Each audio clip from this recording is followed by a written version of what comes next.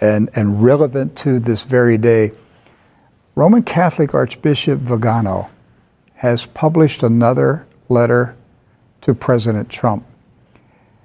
And this one, I think this one is stronger than the other ones that have come out this year. Now, we have the whole letter. Yes. Doc, go ahead. We'll start reading through it. So we've got this letter. This is kind of a follow-up to a letter that the Archbishop had sent to President Trump earlier this year. Very strong letter warning him about the deep state and the deep church that was working to try to interfere with U.S. policies and the presidency of Donald Trump. So, Doc, what's the underlying theme of this letter? Basically, at the heart of it is Archbishop Vigano. It sounds like he watches True News every day. He's trying to get across to President Trump and anyone else that will read this letter and listen to him that there is a global conspiracy at work, a New World Order conspiracy at work, seeking to take us into what's called the Great Reset. That Great Reset, the idea that everything is going to be reset here, economies, nations, maybe even borders. Should we just start reading some of this, Rick? Yeah, start at the first paragraph. All right, so, and this is Archbishop Vigano writing to the President, open letter to the President of the United States of America. Sunday, October 25th. Right. Allow me to address you at this hour in which the fate of the whole world is being threatened by a global conspiracy against God and humanity. I write to you as an archbishop, as a successor of the apostles, as the former apostolic nuncio or ambassador to the United States of America. I am writing to you in the midst of the silence of both civil and religious authorities. May you accept these words of mine as the voice of one crying out in the desert. As I said when I wrote my letter to you in June, this historical moment sees the forces of evil aligned in a battle without quarter against the forces of good. Forces of evil that appear powerful and organized as they oppose the children of light, who are disoriented and disorganized, abandoned by their temporal and spiritual leaders. Daily we sense the attacks multiplying of those who want to destroy the very basis of society, the natural family, respect for human life, love of country, freedom of education and business. We see heads of nations and religious leaders pandering to the suicide of Western culture and its Christian soul, while the fundamental rights of citizens and believers are denied in the name of a health emergency that is revealing itself more and more fully as instrumental to the establishment of an inhumane, faceless tyranny. A global plan called the Great Reset is underway. And so that's his first reference to that. Its architect is a global elite that wants to subdue all of humanity, imposing coercive measures with which to drastically limit individual freedoms and those of entire populations. In several nations, this plan has already been approved and financed. In others, it is still in an early stage. Behind the world leaders who are the accomplices and executors of this infernal project, there are unscrupulous characters who finance the World Economic Forum and Event 201, promoting their agenda. Okay, that's page one. This is a 4-page letter. So I want to hold up to you. This is the book, COVID-19, The Great Reset. All right, I'll hold over this way so I can hold a little bit higher. Klaus Schwab.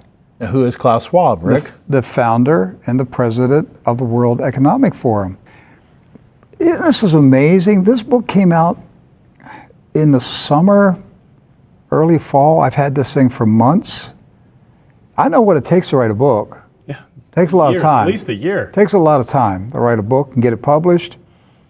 But Mr. Schwab had the COVID-19, the Great Reset. He had it written and edited and come running off the printing presses and, into the bookstores and at Amazon.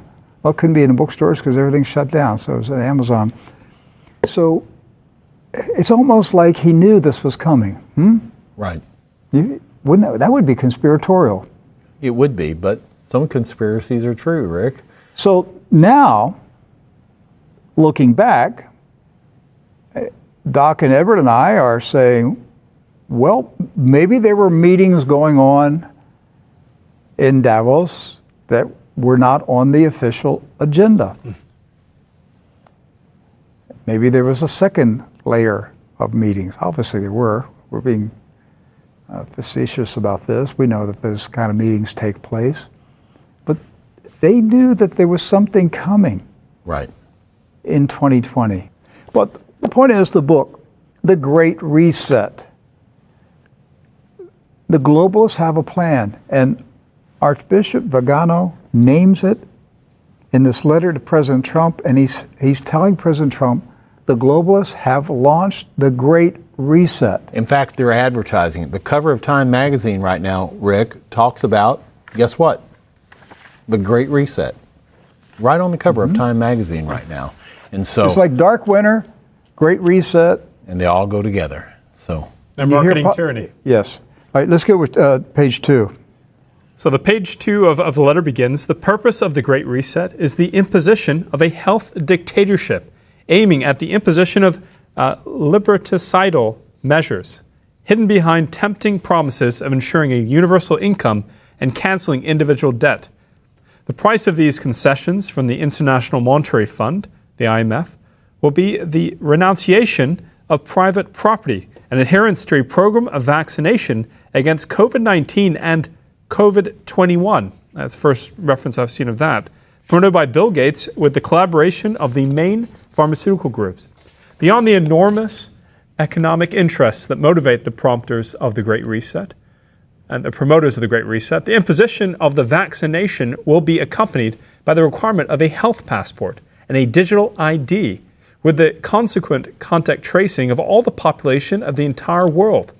Those who don't accept these measures will be confined in detention camps or placed under house arrest, and all their assets will be confiscated.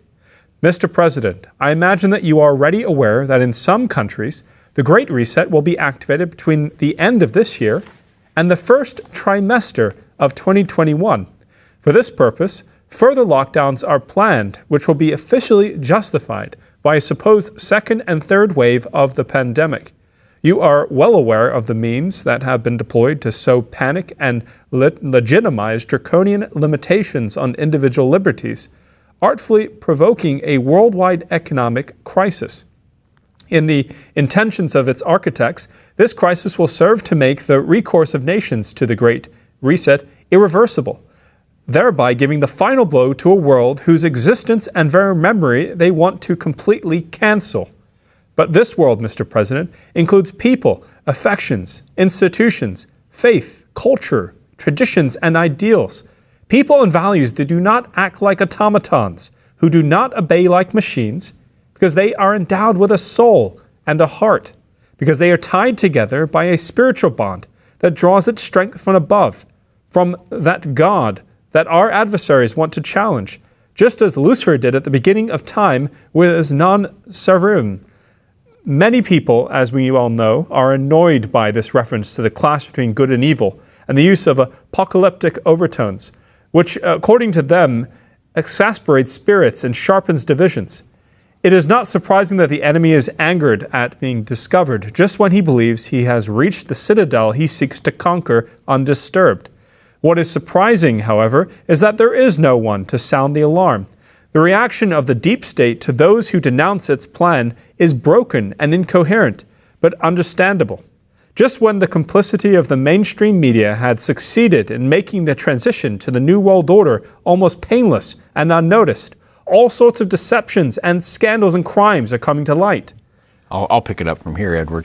Until a few months ago, it was easy to smear many as conspiracy theorists, those who denounced these terrible plans, which we now see are being carried out down to the smallest detail. No one, up until last February, would ever have thought that in all our cities, citizens would be arrested simply for wanting to walk down the street, to breathe, to want to keep their businesses open, to want to go to church on Sunday. Yet now it is happening all over the world, even in picture postcard Italy, that many Americans consider to be a small, enchanted country with its ancient monuments, its churches, its charming cities, its characteristic villages. And while the politicians are barricaded inside their palaces, promulgating decrees like Persian satraps, Businesses are failing, shops are closing, and people are prevented from living, traveling, working, and praying. The disastrous psychological consequences of this operation are already being seen, beginning with the suicides of desperate entrepreneurs and of our children, segregated from friends and classmates, told to follow their classes while sitting at home alone in front of a computer. In sacred scripture, St. Paul speaks to us of the one who opposes the manifestation of the mystery of iniquity, the kathekon. This is found in 2 Thessalonians chapter 2, verses 6 through 7. In the religious sphere, this obstacle to evil is the church, and in particular, the papacy. In the political sphere, it is those who impede the establishment of the New World Order. As is now clear, the one who occupies the chair of Peter has betrayed his role from the very beginning in order to defend and promote the globalist ideology supporting the agenda of the deep church, who chose him from its ranks. Mr. President, you have clearly stated that you want to defend the nation, one nation under God, fundamental liberties, and non-negotiable values that are denied and fought against today.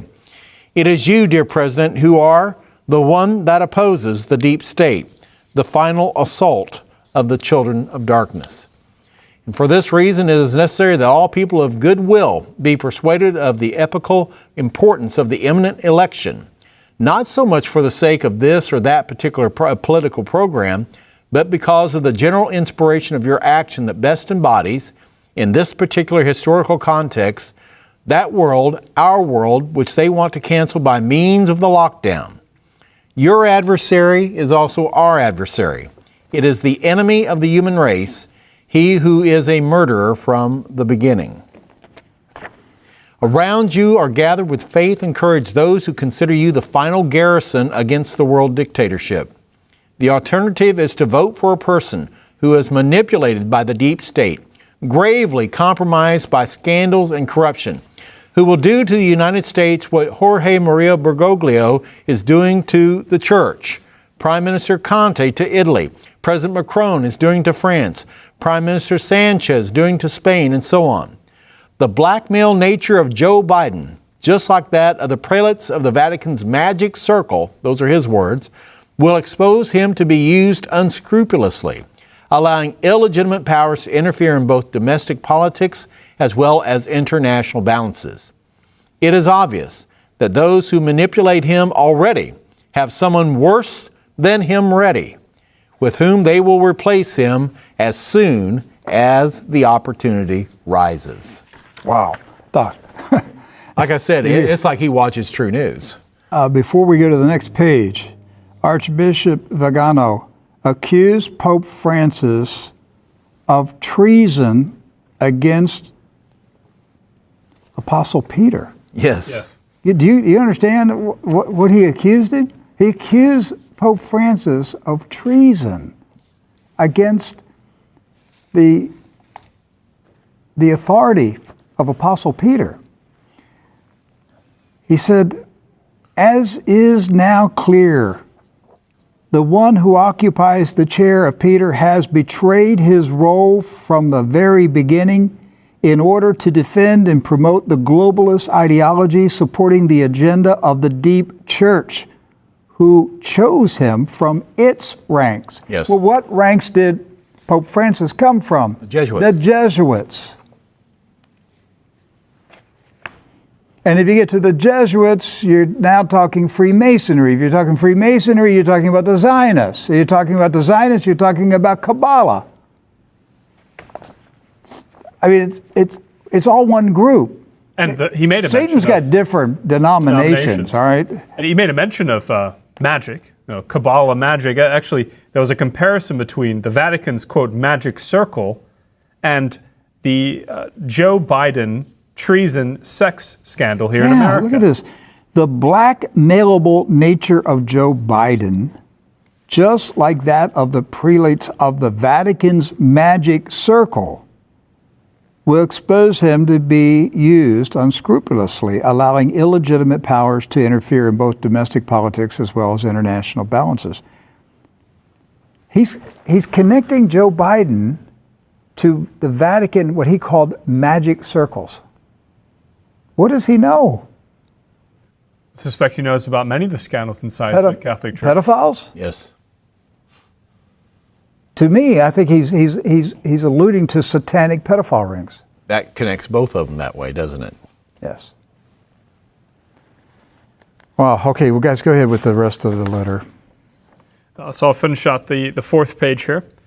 And yet, in the midst of this bleak picture, this is Archbishop Carlo Maria Vigano, this apparently unstoppable advance of the invisible enemy, an element of hope emerges. The adversary does not know how to love, and it does not understand that it is not enough to assure a universal income or to cancel mortgages in order to subjugate the masses and convince them to be branded like cattle. This people, which for too long has endured the abuses of hateful and tyrannical power, is rediscovering that it has a soul. It is understanding that it is not willing to exchange its freedom for the homogenization and cancellation of its identity. And it is its beginning to understand the value of familial and societal ties, of the bonds of faith and culture that unite honest people. This great reset is destined to fail because those who planned it do not understand that there are still people ready to take to the streets to defend their rights, to protect their loved ones, to give a future to their children and grandchildren. The leveling inhumanity of the globalist project will shatter miserably in the face of the firm and courageous opposition of the children of the light. The enemy has Satan on its side, he who only knows how to hate. But on our side, we have the Lord Almighty, the God of armies arrayed for battle, and the most holy Virgin who will crush the head of the ancient servant. If God is for us, who can be against us? Referencing Romans chapter 8, verse 31. Mr. President, you are well aware that in this crucial hour, the United States of America is considered the defending wall against which the war declared by the advocates of globalism has been unleashed. Place your trust in the Lord, strengthened by the words of the Apostle Paul, I can do all things in him who strengthens me. To be an instrument of divine providence is a great responsibility for which you will certainly receive all the graces of state that you need, since they are being fervently implored for you by many people who support you with their prayers. With this heavenly hope and the assurance of my prayer for you, for the First Lady and for your collaborators, with all my heart I send you my blessing. God bless the United States of America. Carlo Maria Vigano. The Archbishop sent a letter to the President of the United States telling him there is a global satanic conspiracy underway Yes. to enslave the entire planet.